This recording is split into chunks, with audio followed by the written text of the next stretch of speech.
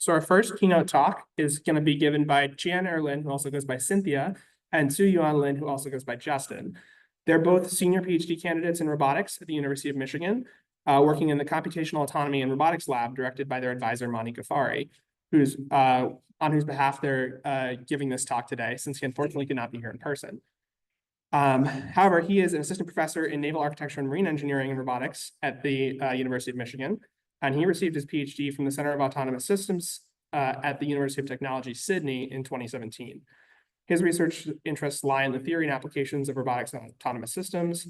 And in particular, Cynthia's work has focused on robot perception and SLAM, and Justin's work has explored robot state estimation, representation learning, geometric deep learning, and dynamic models using neural networks. So thanks so much for joining us today, and let's get started. Oh, shoot. This. Working? Oh.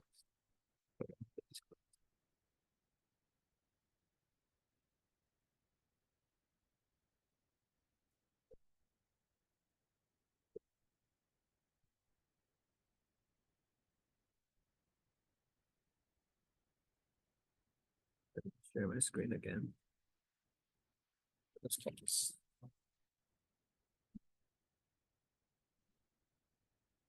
Right. Does that work? There we go. Okay. Awesome. And then I need to share my screen.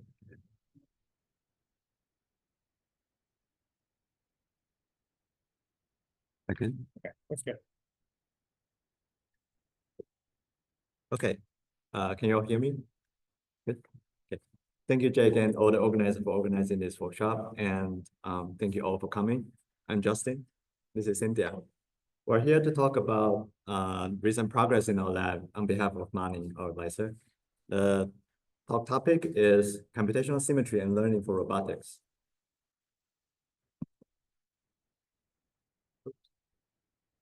So a lot of things that we do in our lab is to push for robot autonomy. And the question that we are addressing centers around these big questions: how to build robot for the future.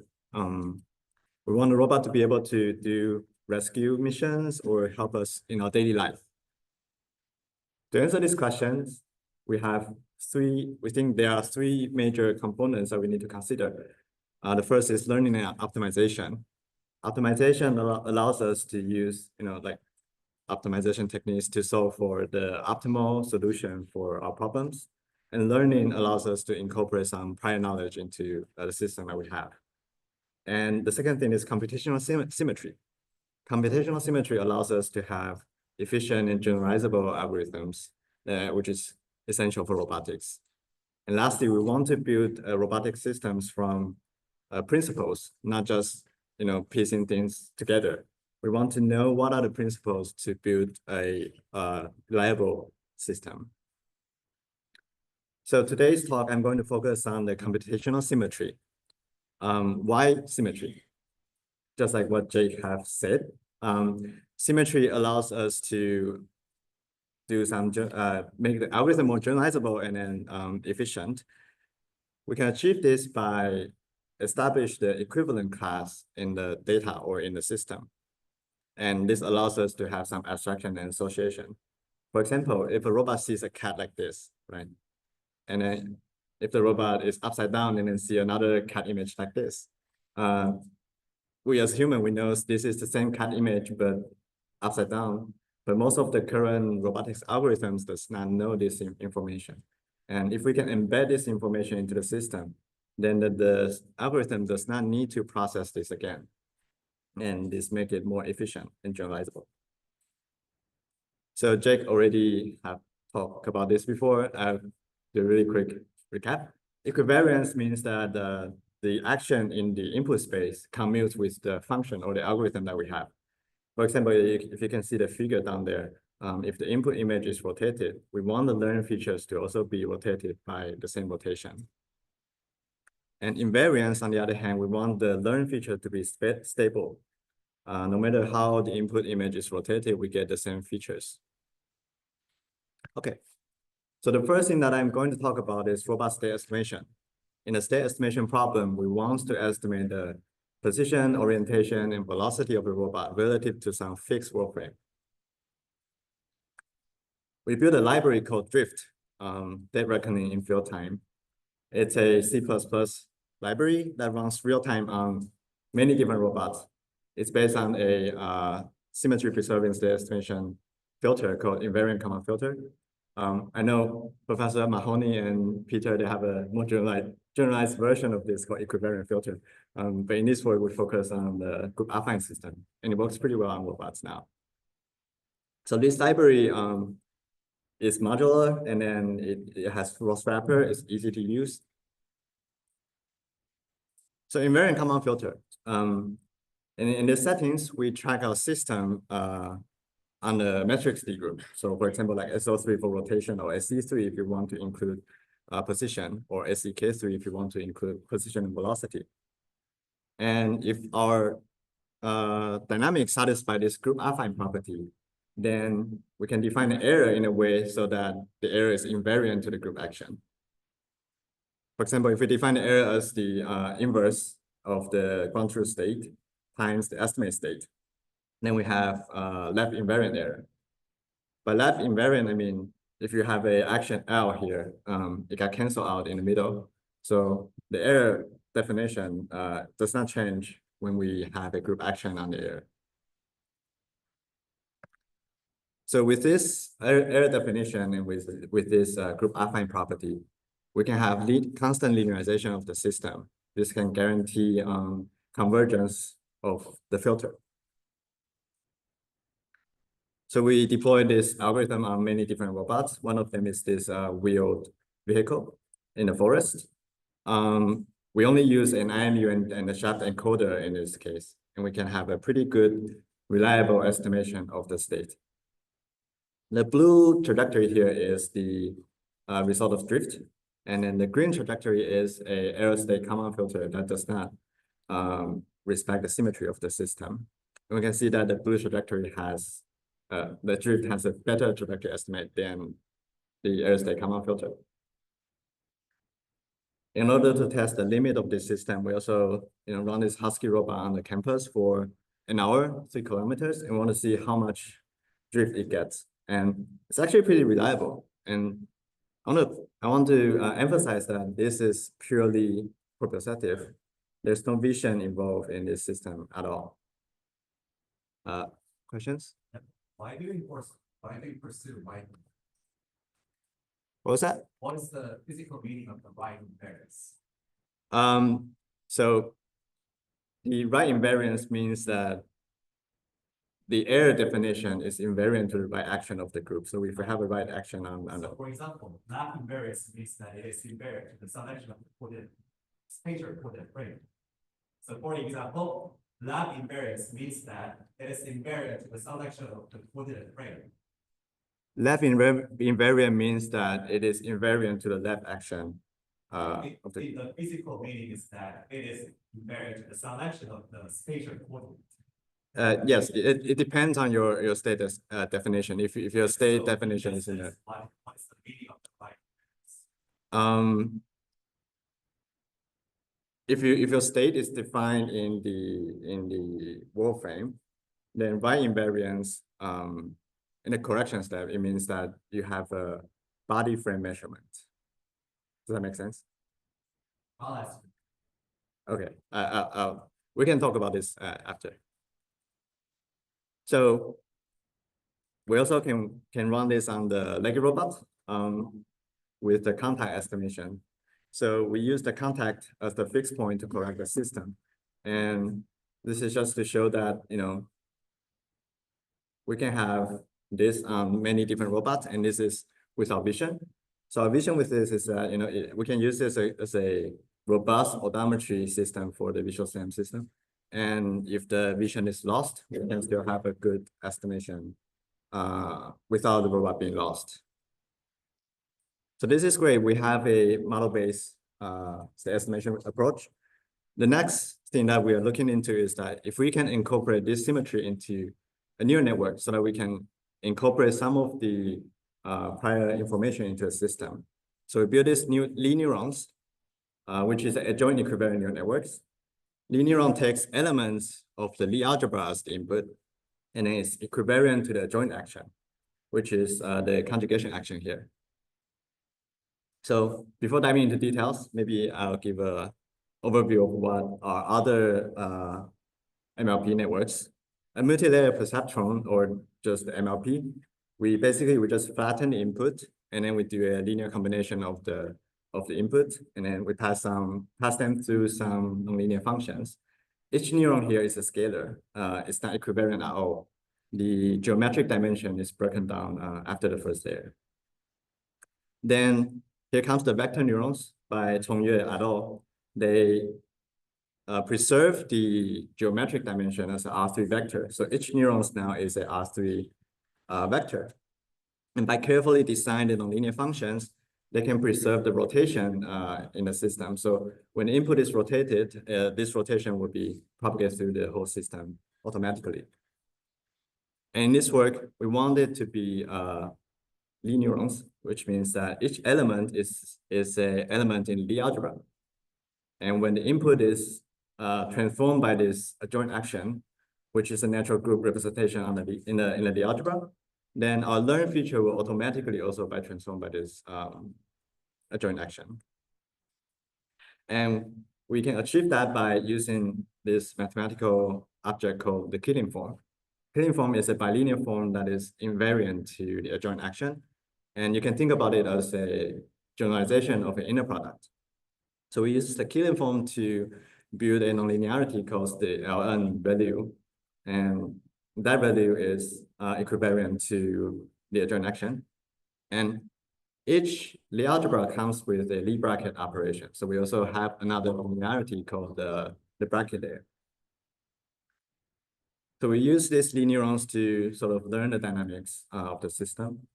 We want to learn the dynamics of this free rotating International Space Station. We use the Euler equation of motion to generate sort of the ground truth of this experiment. We use the neural ODE framework. The Lie neurons learns the underlying vector field of the system, and there's an ODE solver that queries this neural network each time to get the velocity and integrate for the trajectory of the system. And this is the result of this learning dynamic experiment. We can see that, with a similar amount of parameters, MLP fails to converge to a reasonable error. And then after we do the change of reference frame, which happens to be a joint action here, Lie neurons maintain the same performance, while the MLP does not. Maybe we do a question in the end. Is that okay? Okay. And I'm going to introduce equivalent, that is doing point cloud registration in equivariant feature space. And this is Ray's work published in recent ECCV conference. So this work equivalent, we represent point as a deep equivariant features. And that is, we do direct sum of the coordinates, point coordinates, and the continuous SO3 steerable vector that can be obtained by, say, like vector neuron. And for rotation and translations that can be directly acting on this representation. So now we have the equivariant representation, and we can obtain soft feature-wise correspondence. So for now, we can have value that represent how correspondent is for each point. Now they are representing in equivariant features. And then we can iteratively update the transformation we want to estimate. So you can imagine it as ICP, but now we have a soft correspondence, not one-to-one correspondence, and also our representation is equivariant. So when we do experiment, we can see this on the left, there are two animations that are moving slowly. That is, they're aligning the 2 point clouds together throughout each iteration. And in the right animation, that is the equivariant feature that represent this point cloud. So in this framework, we are aligning the equivariant feature together. And when we align these equivariant features together, you can see the point clouds are also being aligned. So for experiment, we done that on object-based model nets and also indoor point cloud for ETH3D. And this framework can accommodate rotation error with noise, with outliers, and can perform robustly. Next, I'm going to introduce E2PN from Minghan. This is a work that make the equivariant point network more efficient. So for equivariant point network, they are equivariant on SE3. And when they do convolution on SO3, they discretize it to be 60 rotation groups. And for E2PN, the efficient version, we work on the quotient space. So we can reduce the discretization from 60 to 12 because we only work on the sphere right now. And previously EPN, they do on sphere and also rotate on the sphere. So how can we do that? We do convolution on these sphere, and then if we label each vertices of this icosahedron, we can have a collect of these label feature, and each rotation changes on this discretized rotation group, it can correspond to a specific permutation of these labels. For example, this order of the feature can represent one rotation group, and we can recover to this 60 rotation group using just 12 representation. So this can drastically reduce the computational cost, and it can also be widely used for different robotics application. For example, we can use it in place recognition, and this work is SE3 equivariant place recognition that we build an algorithm that provides SE3 invariant descriptors. So first, the inputs are point clouds. We can learn the equivariant features using either EPN or the efficient model E2PN. So we can obtain the local equivariant descriptors, features from the point cloud. And then we can make these equivariant features invariant. That means they don't change if the point cloud is being transformed by using pooling methods. And then we can aggregate the local features together to be a global representation. So just one vector represents the whole point cloud. And we can store these vectors into a database. And when we revisit the place, doing place recognition, we identify if the robot has been to the same place or not. So given a toy example, that is a point cloud being rotated and translated in different degree. You can see the existing method, they are very sensitive to this transformation. Different transformation on the point cloud will result in different representation of the point. However, our method can stably represent the same point cloud because it is the same. We want the representation of the point cloud to be the same, even though it's under rotation and translation. We also tested on real data. So this is the outdoor scene LiDAR point clouds. And then the left column is the place recognition for the same direction. When the vehicle revisits the same place, it is the same direction, and our method can perform better, even though this is tested on scene data, which means it is not trained on this PD dataset. And on the right column, that is a challenging scene that the vehicle is revisiting the place in opposite direction. That means previously it sees this, but now it sees another direction. And because LiDAR has this 360-degree of measurements, we still cover the same area, but the measurement is rotated. And in this case, our method, because it's SE3 invariant, it understands we're just rotated, it's the same scene. So we can still outperform the baselines. And later, we also proposed SE3 equivariant transformer design for low overlap point cloud registration. So now we design transformer to accommodate the group dimension in the group convolution equivariant features. So previously, the group convolution, we will obtain the 12 discretized group.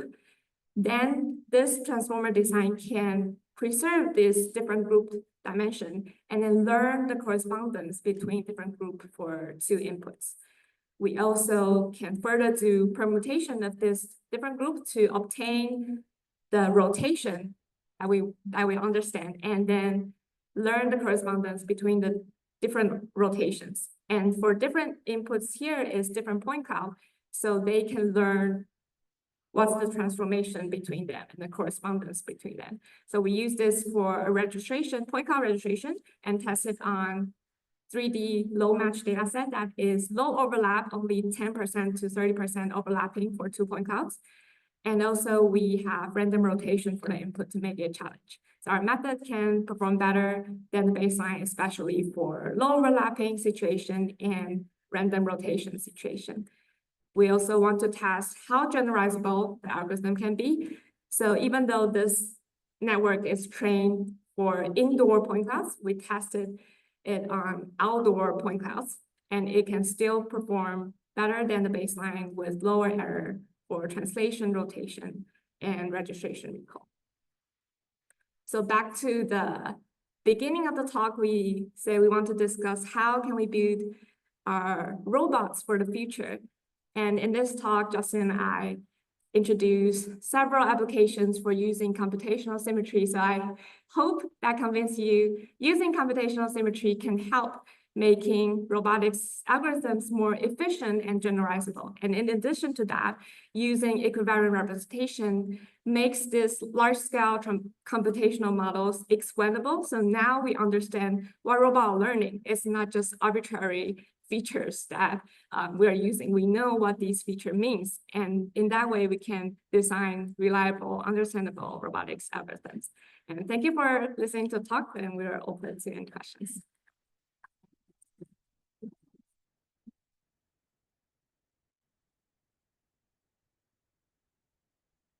Thank you. So questions from the audience. I'll bring you the microphone.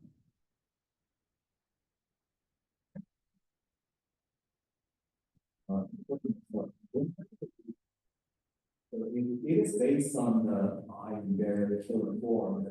It means that I guess it can handle ICT. The killing form is not restricted to SO3 only. I mean, is there a binding differential? It's not, so it's not invariant to a group action, it's invariant to the adjoint action, which is the group representation in the algebra. So it's the conjugation action here, not just the left action. But I mean, the killing form is degenerate for the general group, right? So Exactly. Basically, compact group case where it's getting.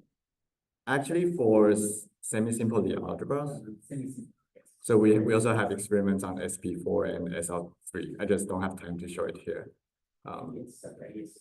So it's for semi-simple algebra, not for general algebra. Maybe I can still the microphone to ask another question about linear neurons. And maybe apply this to learning dynamics models. Are there other areas you're thinking of this adjoint areas could be interesting? It's sort of a less commonly explored kind of symmetry. Yes, it's a very interesting question. We have also experiments on, We also have experiments on, trying to accommodate for perspective changes, which can be captured by a special linear group. And that's something that we have tried. Okay, thanks. Any other questions from the audience? The subspace providing that new applied to the linear ones, that also means that the gradients also exhibit the same symmetries for like the equivalence, correct? Sorry, can you read that again? Like when you're doing back propagation, do these things and doing your training, your gradient should also exhibit the same back propagations and things, Yes. correct? Okay. Yeah, the whole framework should be a joint equivariant. Do you also have this the building blocks open source in that sort of framework, or is it still this closed source? The whole code is open source online. Okay, do you mind if we ask like which framework, like high questions of all there? I use PyTorch. Okay, cool, thanks. So okay, 20 times the projects for folks who don't come.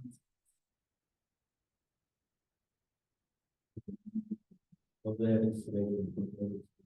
There's one more thing in the installation, which is the switch of the source of the template. Does the framework account for cloud simulation? Sorry, could you repeat Yeah, the? but it's based on the user now. And it's, when you do the transformation, it's the one on the other. There's also like symmetry with respect to which is the first and which is the second. The switch symmetry. I see. Does the framework account for cloud simulation? That's a good question. I think for, I think what you mean is, for example, we have two input point clouds, and then which point cloud is the first one and which point cloud is the second one. I think for that, that means where do we apply the transformation on? So that means one point cloud, we keep it as the same, and then another point cloud, we apply transformation on the other point cloud, and then we align them together this way. So as long as the representation is consistent, then we apply, because what we learned here is we update the transformation for the point cloud. So as long as the equivariant feature is consistent, then our transformation apply onto it will match with the other point cloud. So that is taken care by the algorithm, not just the symmetry for equivariant feature. Thank you. Any more questions from the audience? I'm gonna ask one more then. So the point cloud registration, you showed that how the features in the non-covariant case sort of wobble as you transform the point cloud. And in the covariant case, they don't, but it seems like they still wobble a little bit. And I'm curious if that's because of the discretization of the system group, and if so, it's sort of a trade-off in how finally you discretize or a sweet spot there. I think you mean Yeah, that's this work.